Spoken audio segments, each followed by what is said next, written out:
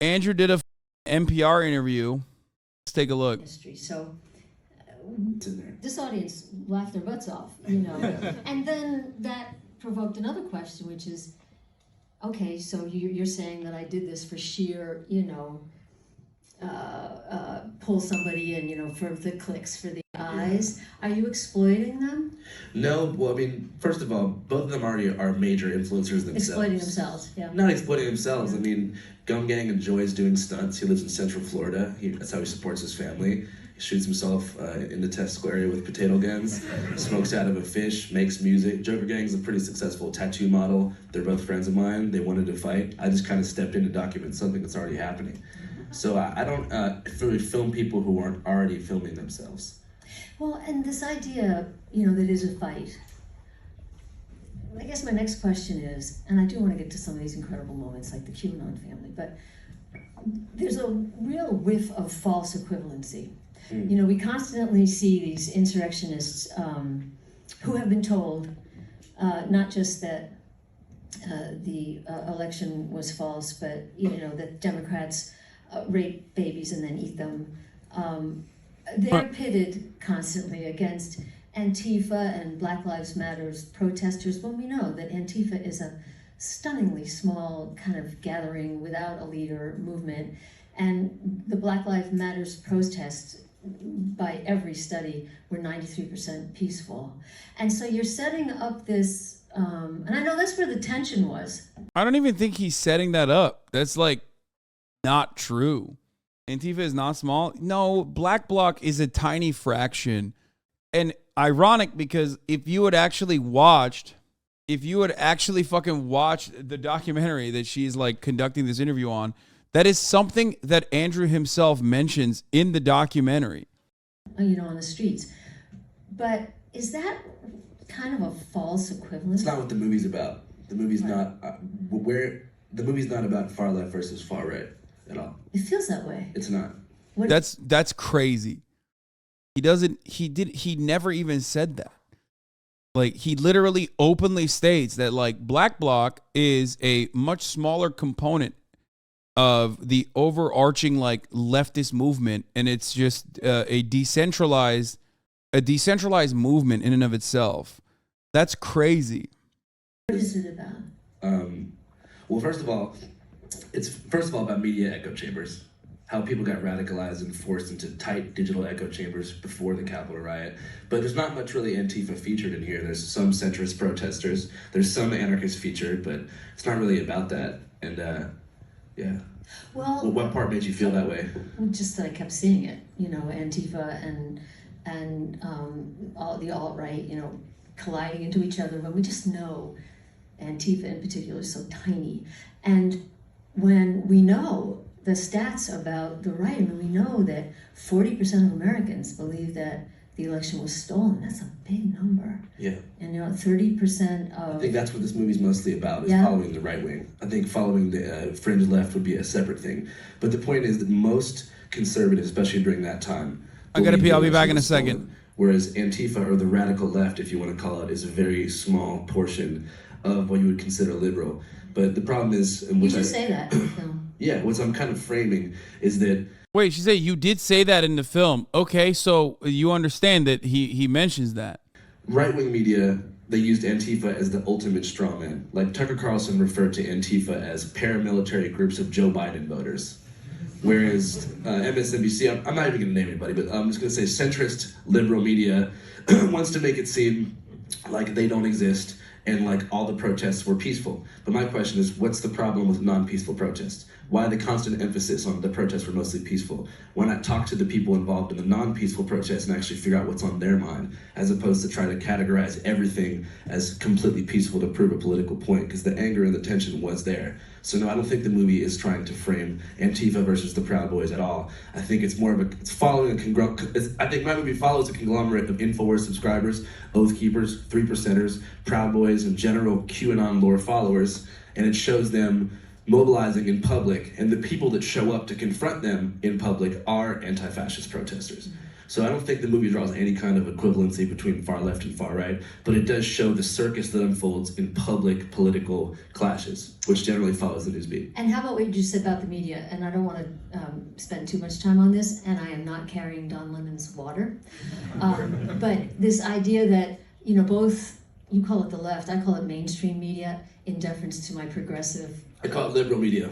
Yeah, I don't. Not in leftist deference media. to like Amy Goodman and Democracy Now! And people who really are progressive media, mainstream media, and then there's absolute right-wing media, and So you don't consider Fox mainstream media? not when you got Tucker Carlson. That's so dumb. Of course Fox News is mainstream media. What the fuck? That's Fox News propaganda right there. These liberals are so fucking silly and so out of touch that they don't realize that they're feeding into the hands of Fox News when they say Fox News ain't mainstream. It's literally the most mainstream media, man. That shit pisses me off. It is literally the most mainstream news, man. It's so fucking annoying. It has the highest viewership in network television news. It's mainstream media. Well, considered so by people at more media. Fox is leaning to definitely the right. mainstream media. Yeah, but they lie. How's that mainstream? This is ridiculous. No, I mean, I might be old school sitting here, but Amy Goodwin doesn't agree with her on that point, by the way. Even she refers to Fox News as mainstream. Amy Goodwin. I mean, Amy Goodman? Wait, am I having a brain fart? I was peeing when you're talking about Democracy Now!, right? No, Chatter said Amy Goodwin. if I lie on NPR, knowingly lie on NPR, I detonate. It's not about truth versus lies. It's about punditry versus reporting. So if you turn on any mainstream media news, first of all, mainstream media is cable news. So that includes Fox and includes the other ones you said. And if you turn it on, it's pretty much 24 hours a day, not reporters, but pundits yelling at each other and talking heads. They're basically engineered to piss off the viewer, and they organize that sort of verbal sparring all the time. Do you know though that first of all, I apologize because I said they lie, and you know I have a lot of respect for some Fox reporters. I'm talking about the nighttime pundits. Nighttime. Right. Dude, come on. Dude, it's like media figures can't fucking help themselves, dude. They can't. They have to rep the gang. You know what I mean? It's like The evening pundits. But there are some, I know you sigh, I hear you. There are some of us in what I'd call mainstream media who actually think that, as opposed to, what you just said, setting. Stop doing this. Stop doing this. Take an hour off. I've banned a couple other chatters for doing this. Stop sending me literally the most irrelevant, fucking esoteric, formerly left, now reactionary fucking tweets with like 13 likes. You are giving them so much prominence. You are giving them an audience. You are helping them. When people write tweets like that, they do it with a specific purpose so that some dumb motherfucker in this community is dumb enough to get the bait and put it in front of one of the largest fucking leftist outlets out there, okay? It is very, very stupid, okay? Stop feeding the fucking bait. Up this divide that mainstream media actually waited way too long to report on the Alex Jones of the world and Mark Levin's, the people behind this divide that we're seeing right now. I just don't see the equivalency. I'm not drawing an equivalency. I'm saying the mainstream media echo chamber stokes culture wars and fears and division to sell ads to their sponsors because they're corporate backed. It's just how it works. Okay. I'm sure you can turn on TV right now and you can see they're all doing the same thing. Yeah. I mean, what's more valid is obviously I have opinions about that, but you know. Yeah, well, they have to pay the bills. 1-800-909-9287. What did you want to get from Alex Jones? Interviews about his plans to storm the Capitol. Interviews about what he meant by 1776, meaning Americans had to defend democracy by any means necessary. An explanation of how his business model worked, and what he thought about America at the time before the Capitol riot. Yeah. The drinking with him while he lifted weights. I'm serious. I mean, this is, one of the most despicable Americans in our history.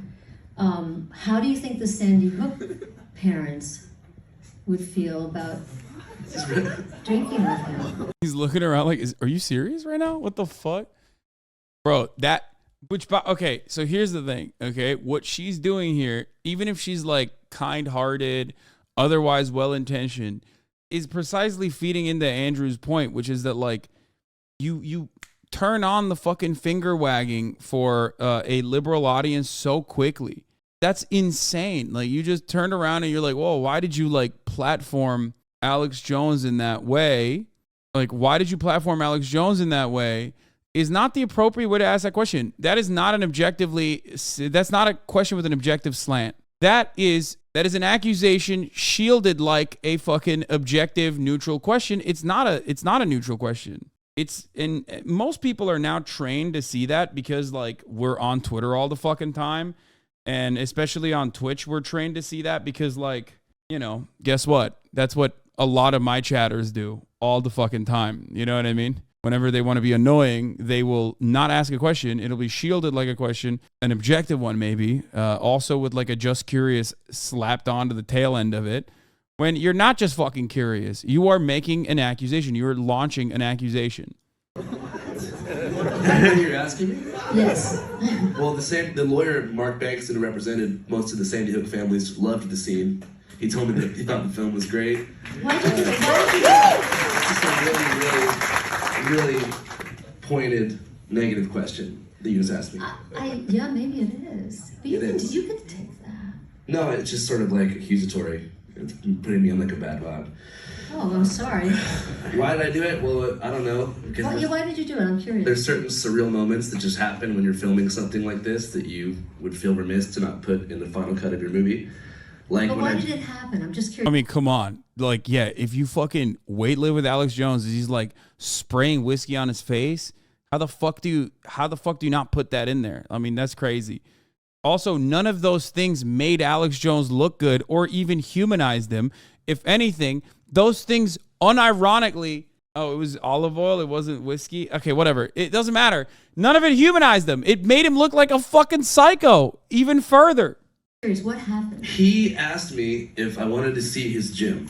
Okay, we got to the gym, he took his shirt off, started lifting weights, and then he asked me if I wanted to try. So, I don't know if that's in accordance with the traditional standard and pillars of journalism, really but I was just like, sure, I'll do it. I find that interesting, how that happened. No, you didn't find that interesting of how that happened. You didn't ask. It was a really if you found that interesting how that happened, you would ask this question. Hey, Andrew, I find it very interesting that you were able to get Alex Jones in a private moment like that to take his shirt off and fucking weightlift inside of his gym. That was very cool. How did that happen? Can you tell us a little bit about the events that led to that moment? That is how you ask that question if you find it interesting. The way you asked the question, NPR lady, was, what do you think the victims of Sandy Hook would feel about you showing Alex Jones in a positive light like that and humanizing him? By the way, what she's doing is the NPR older liberal version of Just Curious. We know the Just Curious Andys in the chat that come in and go, Hasan, just curious. Hasan, how do you cope with living in a $3 million mansion while claiming that you're a socialist, but even though you're like very clearly a capitalist? Just curious. She did that. She did that exact same thing, okay? Extraordinary moments.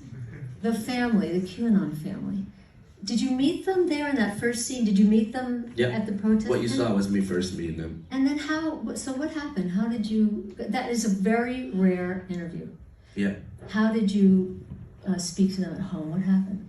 I mean, I feel like when you talk to people and just keep an open mind and really let people speak and ask them why they're there and what's on their mind, these doors kind of open. So I was there, and I'd never seen someone so young at a rally like this, particularly holding a megaphone and being encouraged by his father to yell about, the Clinton blackmail pedophile rings or whatever. So I basically just got the dad's number, went to their house and interviewed the kids. This young man, he's rattling off QAnon conspiracy theories like they're baseball stats. What are you thinking when that's happening? What do you mean? I mean, as you said, you'd never heard something like that. Definitely, it's concerning, for sure. Makes me worry about the future of the family and how many other kids are in that same boat. It makes me hope that parents who feel that way don't homeschool their kids and allow their kids to be exposed to a diversity of ideas. And it just made me wish that, with that scene, I hope that people can watch that and just maybe don't get their kids super involved in politics and let them make their own decisions. I couldn't help but juxtapose that little kid with your nephew, was it? Yeah, Roman, my nephew. And I felt bad for the little kid too, For Roman? No. Wouldn't she be asking the same thing to an MSNBC journalist who embedded with the Taliban and didn't call them terrorists all day? I don't think so. That's actually a pretty good point too. Yeah. When you are trying to have people open up to you in meaningful ways, if you're an accepted, appropriate person with a Pulitzer Prize, then they're like, oh, that's great that you did that. That's wonderful. I'm glad. Please, accept all the rewards for your wonderful contribution to society. When you fucking do it as Andrew, who is not an accepted figurehead of the media, a part of mainstream media, a part of legacy publications, okay, even though this documentary got him on, A24's radar, this documentary was published on HBO, so he's like now in the process of becoming more mainstream.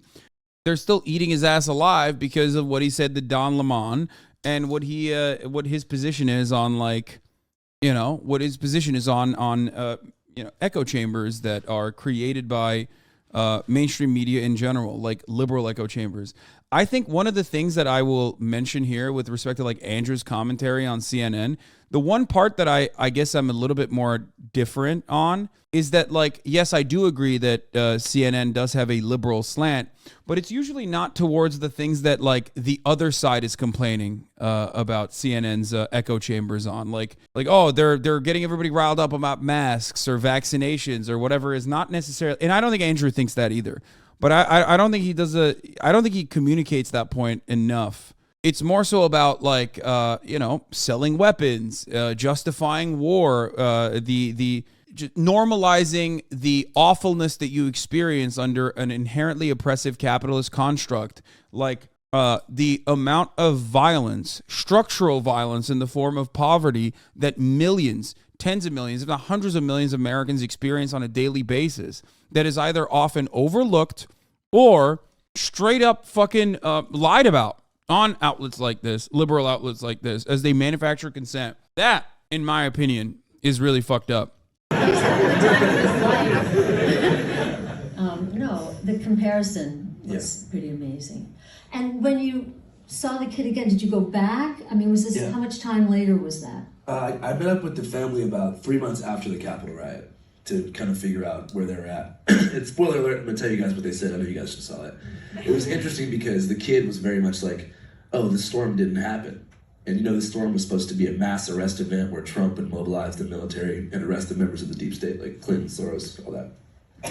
I think when that didn't happen, it let a lot of people down, and especially for grown adults in the movement, it really hurt their pride. It made them feel like they had been duped and had, followed this rabbit hole toward nothing. And a lot of people said, this storm was the friends that we met along the way. That's what some of them said to me. But the kid was more logical, and he was like, I feel like they just lied to us because none of the predictions of the Q universe ended up fulfilling themselves. So the kid basically explained to me that he felt like they manipulated his dad the entire way. And it was just sad to see. Sad, but it's also, the kid was like the smartest, most clear-eyed. It was like a child was seeing what seems like a lot of other people couldn't see. Yeah. That's good reporting. Thank you so much. Right there. And then the rest of it is just a Q&A, right? So like it's not as attacked.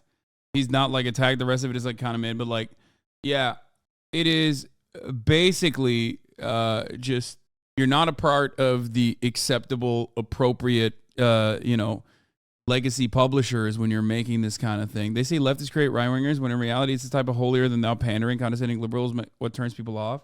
No, I think systems are what create right wingers. The system is slanted to the right. It's going to make a lot of right wingers. Okay, even if like a lot of, I think your better qualities as a human being from the jump are often going to be about wanting to help, having a sense of community, having a sense of purpose, wanting to help your fellow man. Most of that rewiring is done through right wing, how right wing the social conditioning is. And that is built on top of our pre-existing material conditions. So I don't think it's just like leftists or liberals or whatever creating creating right wingers. Even though I do think that, you know, liberal hegemony, a consequence of our capitalist liberal material conditions and mode of production, is the reason why we have so many right wingers, because that is right wing. That is a right wing attitude. I don't think it's like a reaction to that kind of thing, but this certainly does not help.